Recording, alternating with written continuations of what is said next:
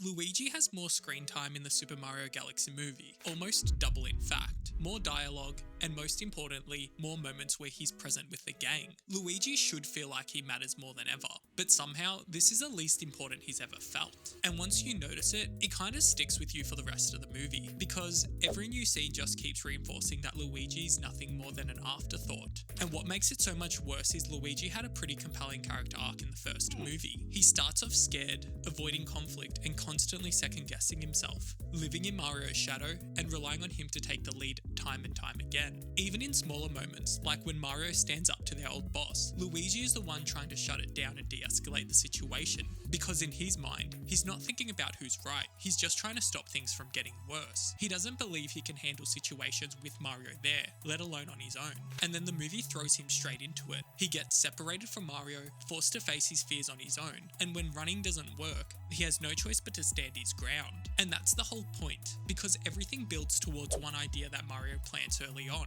that as long as they're together, nothing can hurt them. Luigi starts to believe that, and by the end of the movie, he's the one who proves it. He steps in and protects Mario. He faces something that earlier version Luigi would have run from without even thinking, and for the first time, he acts without needing Mario to take the lead. This moment actually has real weight behind it. Peach even calls Luigi brave, not for encouragement, but for the first time, actual recognition for his actions. The whole town even gets behind the Mario Bros. It's a complete arc. So going into the Galaxy movie, Luigi shouldn't feel the same. Not perfect, not suddenly fearless, but clearly shaped by whatever he's already been through. A bit more confident, or maybe even willing to act on his own instincts. Instead, he goes backwards. Because in this movie, Luigi lacks direction entirely. He's not really driven towards anything in the story. There's no clear goal, no internal push, nothing that actually guides his decisions from one moment to the next. And more importantly, when things do happen around him, he waits for someone else to take the lead. Mario, at the very least, has clear motivation.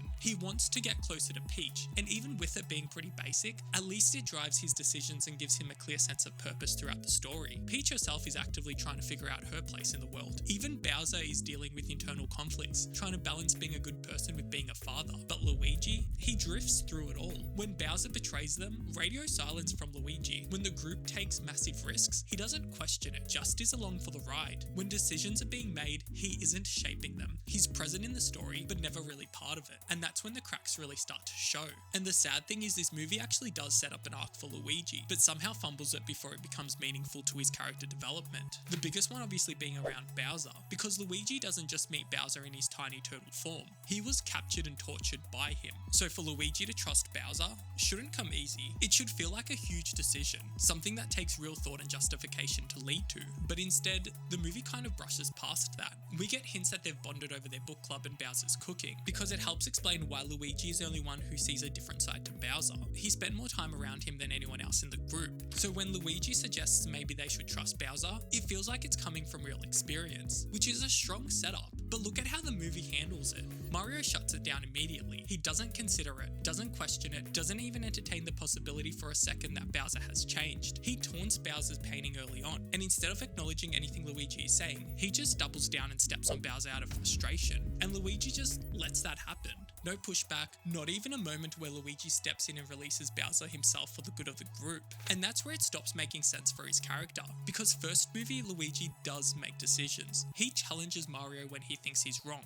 He steps up when he needs to, and he does what he thinks is the right thing to do. So why not, instead of pleading with Mario, make the decision here? And then Bowser betrays them, which should be Luigi's big moment. This is where everything comes together. His trust gets broken, his judgment gets tested, and now he has to deal with the consequences of the choice he made. That's his arc. But instead, Luigi barely reacts. There's no real guilt or moment where he has to confront the fact that he got it wrong. In fact, the emotional weight of that betrayal is shifted almost entirely onto Mario, even though Luigi is the one who believed him in the first place. So the movie builds Luigi and Bowser's relationship up to this moment, and then shifts it all onto Mario. And just when you think it can't get worse, Luigi gets turned into a baby. That is cinema. And it keeps happening too. When Bowser is clearly upset about his son being eaten by the dragon, Luigi notices it, and it should be another moment for Luigi to shine, because he had previously shown that he can empathize with people, even those who don't deserve it, like when he helped Spike, despite how he treats them. So in this moment, Luigi should make a decision,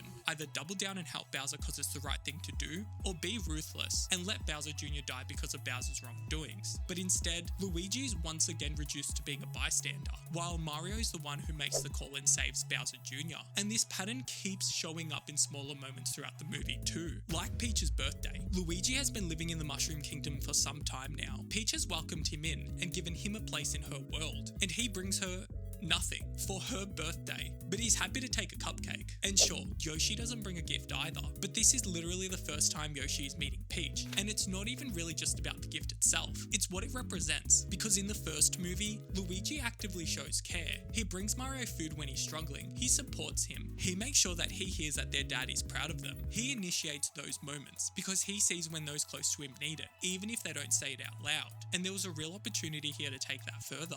Peach is clearly dealing with internal conflicts. She feels lost and unsure of her place in the Mushroom Kingdom. That's something Luigi understands. So you could have Luigi recognize that in her and naturally step into the supportive role that he once filled for Mario. That would have shown consistency in his character, and maybe help explain why he's so committed to following Mario's lead as a way of supporting him. But the movie never explores it. Even mechanically, Luigi feels stripped back. He's known for jumping higher than Mario. That's one of his defining traits in the game, and it's not even noticeable here. Other characters lose power-ups on screen. It becomes part of the tension. Luigi loses his off-screen. Like, it doesn't even matter enough to show. He doesn't even get proper moments to fail. And then there are smaller continuity breaks. Luigi spends a lot of time with Luma Lee during the first movie. This should mean something when he finally sees Lumas again. Even just a small line would connect these experiences, but there's nothing. And that absence makes it feel like his past didn't really carry forward to this movie. And the one time Luigi really steps up during the action, it mirrors what he already did in the first movie. He saves Mario. Again, and it works in the moment, but it doesn't carry any emotional depth because there's no weight behind it. It's just repetition without the payoff. So when you step back and look at everything together, the pattern becomes really clear. Luigi is simply existing to serve whatever scene he's in, and that's why he feels so empty in this, because the first movie already answered his big question. Can Luigi be brave? Yes. We saw it. So the sequel needed to ask something new of Luigi. Can he lead? Can he make the right calls on his own? Can he deal with being wrong? Can he step out of Mario's shadow completely? And the frustrating part is, the solution to Luigi's arc was already laid out. Let Luigi be the one to trust and release Bowser, and then deal with the consequences. Because without it, Luigi is frozen in time, and that's a real shame. Like for more Luigi content.